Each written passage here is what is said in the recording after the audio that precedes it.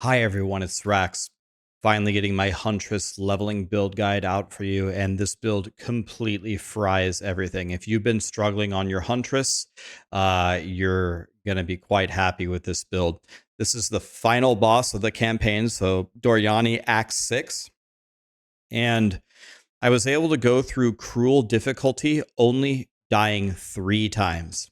All 3 times that I died were an instant one-shot by a boss. The Viper one-shotted me twice, and Blackjaw one-shotted me once. That's it. No deaths on trash, cleared all zones, cleared all bosses, and I did it with 100% offense. This build has actually already been nerfed. Well, I should say a bug was corrected, and honestly, rightfully so, by grinding your games. There was a game-breaking bug that they fixed very early, so a lot of people were worried that this build would die. Nope, it still absolutely crushes everything. So just showing you the final boss can't even move, totally frozen, and he's dead. So if you'd like to make this build, if you're on your Huntress and suffering, I'm going to teach you right now. Another thing about it is this is an Amazon, but you could also play this as a ritualist and just take different ascendancy points. It's fine. You don't have to play Amazon. So that's what a lot of people were worried. If I went ritualist, can I still do this? Yes, you can. Now, normally I explain things in this planner, but I think it will be significantly better if I explain it to you in game. All right, so what are we trying to do here? So the first thing to understand is Twister does all of our damage, not Whirling Slash. Whirling Slash is only here to buff Twister. Everything here is only to buff Twister. That's why my Whirling Slash is only level 6. I actually wish it was lower. This is why my Frostbolt is the lowest level possible, level 3, because the only thing that does damage is Twister. That's the first thing to understand. So let me explain the buffs that are not on my bar first. Then I'll explain what's on my bar. Then I'll explain to you the combo, and then you're going to absolutely hate it and want to shut off the video. But then I'm going to show it to you, and it's going to seem a lot easier. At least that's what I'm hoping. So let's talk about the things that aren't on our bar. You can the most important thing is combat frenzy. When you gain a frenzy charge when you freeze an enemy. We're going to be freezing everything easily. That's going to give us frenzy charges. Frenzy charges on their own don't do anything. But when we consume them with barrage, you can see the second to last, the last line there, consumes your frenzy charges to use additional repeats. It's just going to give us more tornadoes. So combat frenzy is on. When we freeze, we get frenzy charges. We gobble them with barrage to throw more tornadoes. It's almost the exact same concept. If you played my Ice Strike Monk last time, a lot of you guys love that build. It's the same concept as activating Charge Staff. We activate Barrage instead. Last time we activated Charge Staff to buff Ice Strike. This time we activate Barrage to buff Twister. Same idea. And then you have a companion. And the companion is just there to help you out. So in the notes of the planner, I have a bunch of things that he could, a bunch of buffs that he could have that could help you, like giving you haste, for example, or he himself dropping frozen or chilled ground, burning ground, stuff like that. Or maybe he gives you invulnerability aura, physical damage aura, anything like that. You're just looking for any elite that you're fighting, and then you'll cast Tame Beast on it, kill him, and then you get him as a beast. Just look at his mods, and you're just looking for something beneficial like haste, or just look at the list inside of the guide. So here I've got my little friend. He drops burning ground. Honestly, he sucks. I want a new one. I'm going to tame some other beasts, but whatever. Here he is. Okay. Now we can talk about the actual skills, now that we understand what's going on not on our bar. So if we look at Twister, which does all the damage, one of the most important things to understand is in the middle there, it says consumes whirlwinds to create an additional twister and deal 80% more damage per whirlwind stage.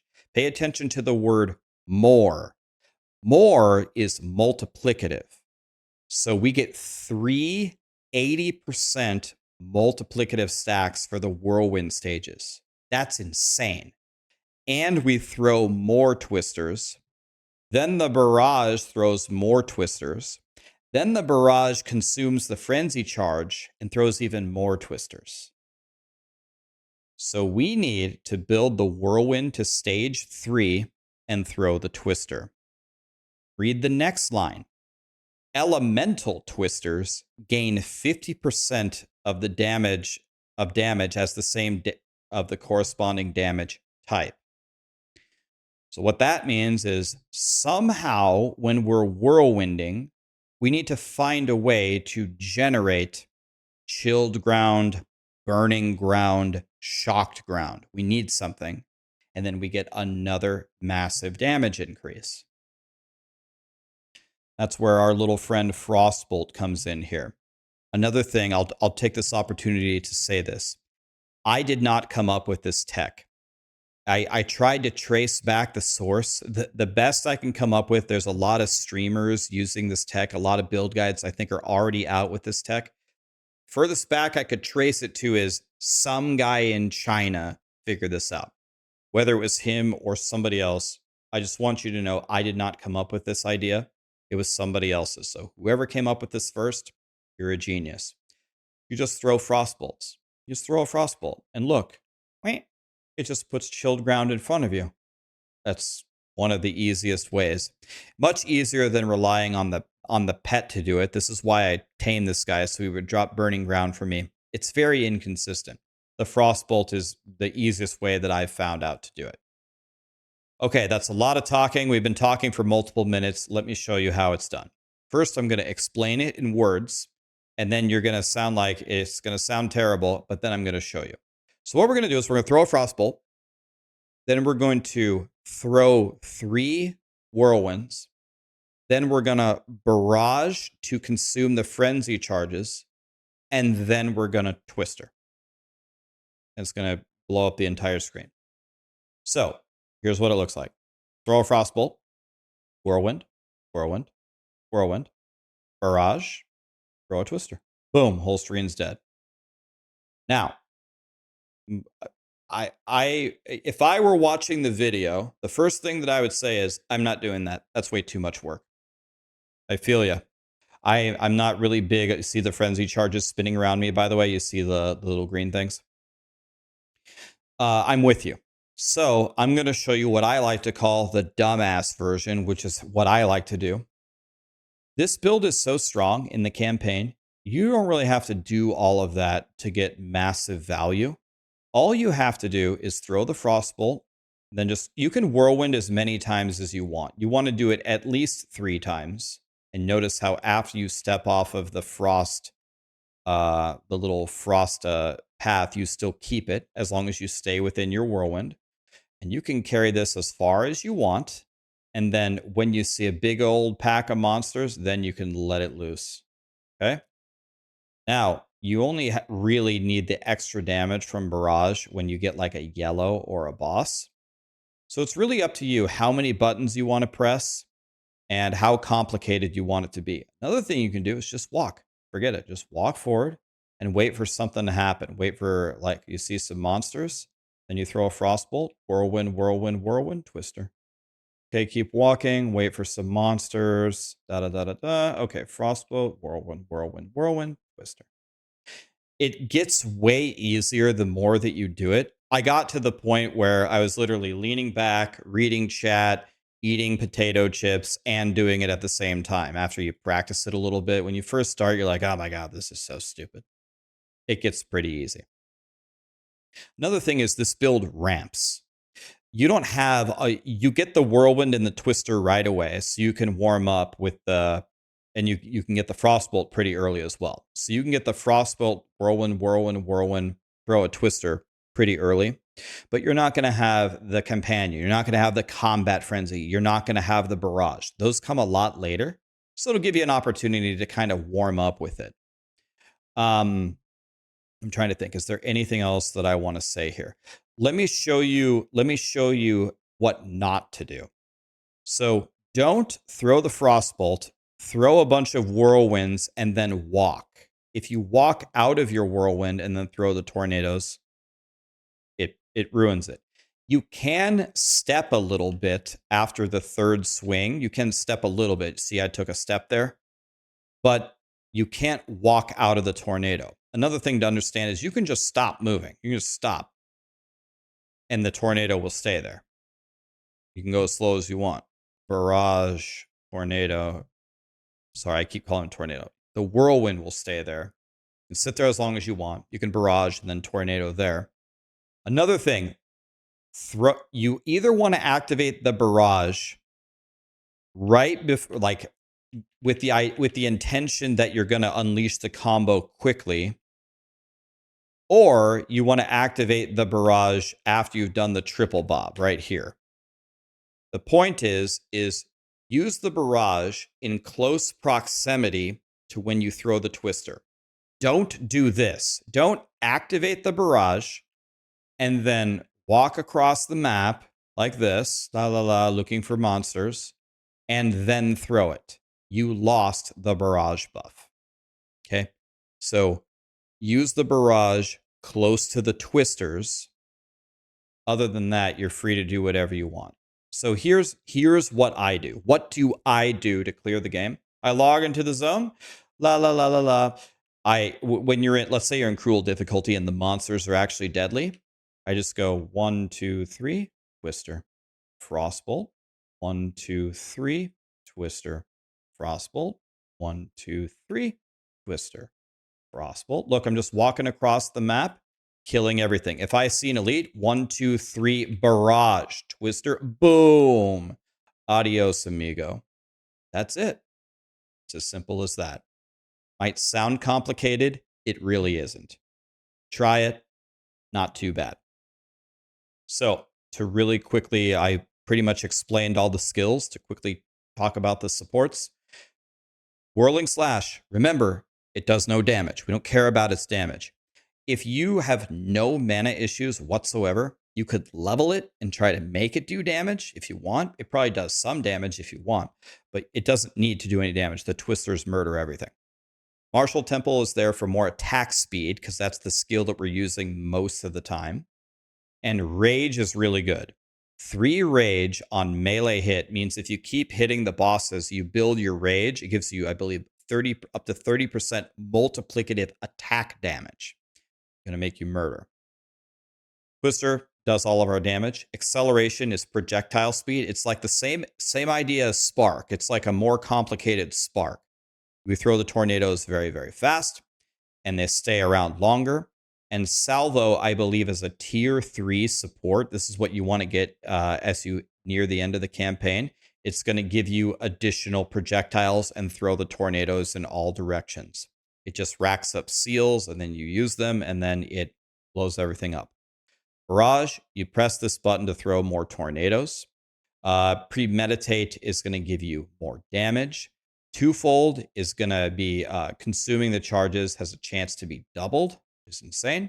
And then Perpetual Charge has a chance to not remove the charges and still count as using them. Just keeps your barrage up more often. Frostbolt, keep this at a very low level, like level 3. Scattershot throws the frostbolts in a spray, like this spreads out. It gives you more chilled ground. And then Arcane Tempo, it gives you more cast speed. Combat Frenzy is what gives you the frenzy charges on freeze. It buffs barrage, makes you do more damage. Profusion has a 50% chance to give you an additional charge. And Precision gives you more accuracy, and the accuracy is going to help you later on in the endgame, but it also buffs Falcon Dive, which is going to give you hopefully at least 1% attack speed out of it.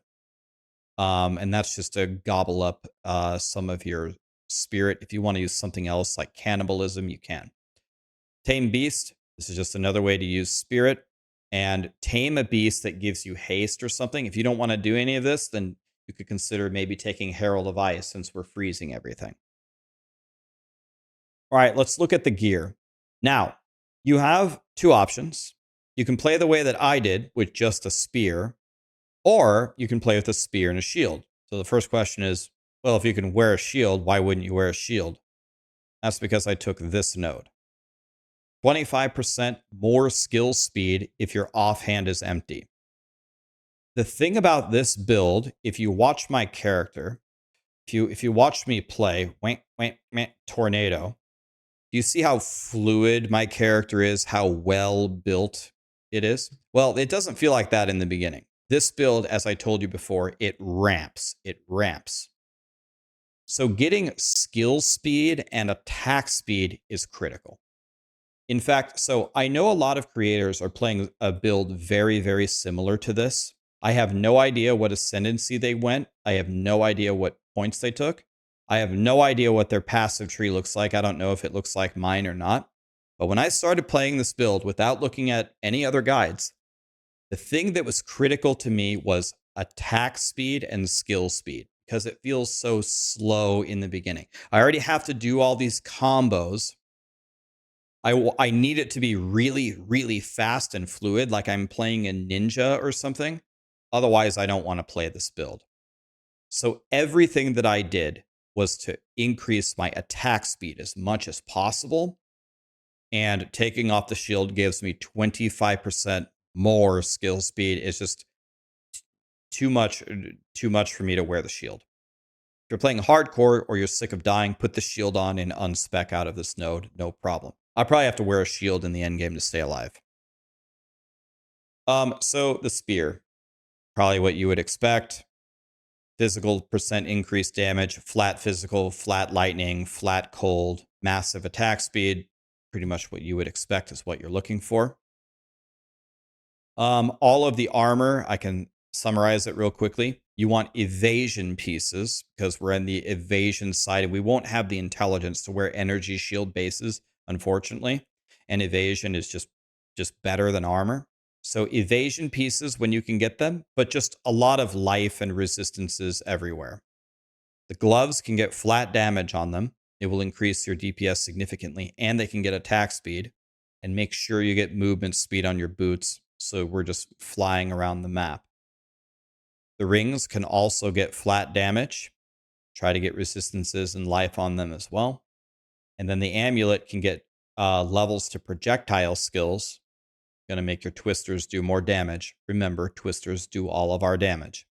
Remember, with these planners, I just show you kind of like the basic, the most important stats that we're looking for instead of like a best in slot ring or whatever, because you're never going to find it.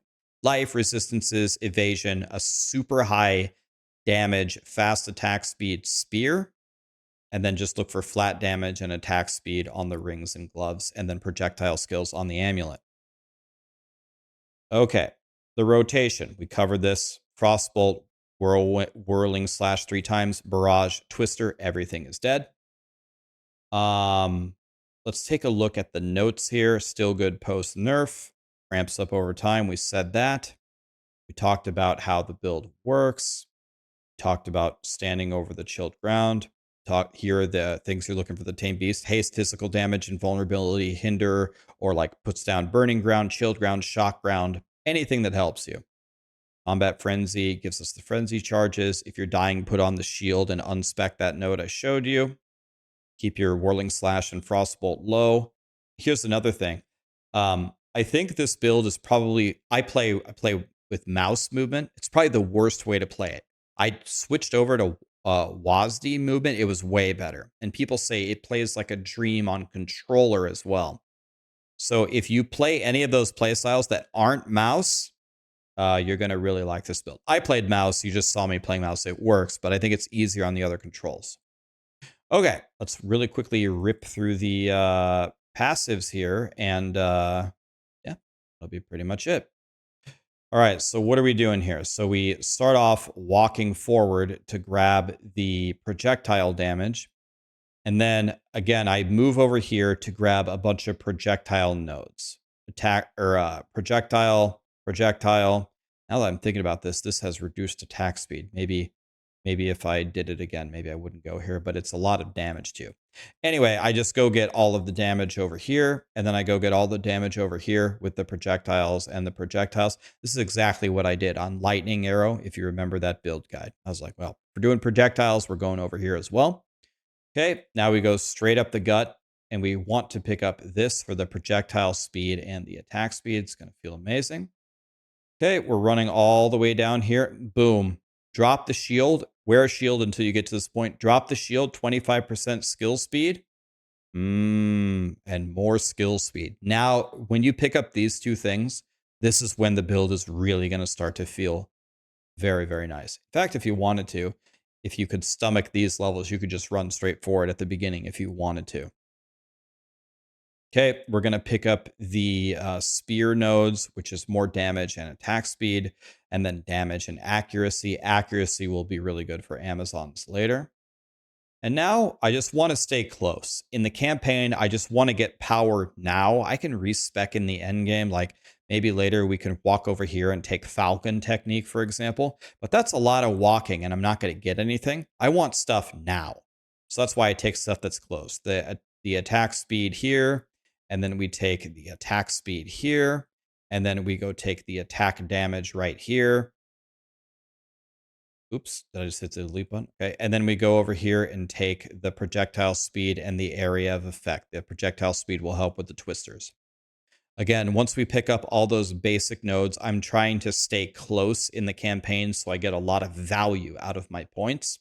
When we have 1 billion points to respec into in the endgame, we'll go do something else. Now for the Amazon, there's a couple of ways that you could build this. You could go for the chance to hit on attacks goes over 100 and then it converts to crit chance. This is probably going to be god tier in the end game, but I don't think you're going to have access to the amount of accuracy that you're going to need to get a huge bonus out of this. I didn't test it. I didn't path of building it. That's just my assumption. You just don't have very many stats in the early game. So we just take the reveal weakness on the rare and the rare and uniques, and you get 50% more damage in those places. And then you get movement speed and skill speed when there's an open weakness. So the nice thing about this path right here is the nodes, first of all, give you skill speed. So you get 8% more out of it. And this just happens automatically. You're essentially just stronger against rare and unique monsters. That's perfect. It's perfect for an Ascendancy. It's nice and easy. It's not something you have to think about. You just play with it. And it seemed to actually do pretty well for me. It's seemed to be a noticeable increase when I went through and got these. And I think that's about it. I think that's about it for time for me to stop yapping. Hopefully I have explained it one final time. Remember, it's Frostbolt / barrage, boom, and everything is dead. When you get comfortable with it, you're going to be absolutely cruising. I'm betting for a lot of you that have tried Huntress and tried some stuff and you're just feeling like crap, I bet you this is going to feel 1 billion times better. Final warning, if you this is a pretty good spear I found at the end of the campaign, by the way. If you're feeling really squishy, put on a really nice shield and just unspec Dance with Death. That's all you got to do. And then you'll survive. I only had 3 deaths, and all 3 deaths were a boss just insta one-shotting me. So offense is our defense here, and it absolutely works. Let me know if you tried the build, and let me know if this helps you. I have both this and my Lich in the endgame, so I'm going to be working on them in maps, and I'll have endgame guides for both of them if you would like those coming out very soon. Thank you.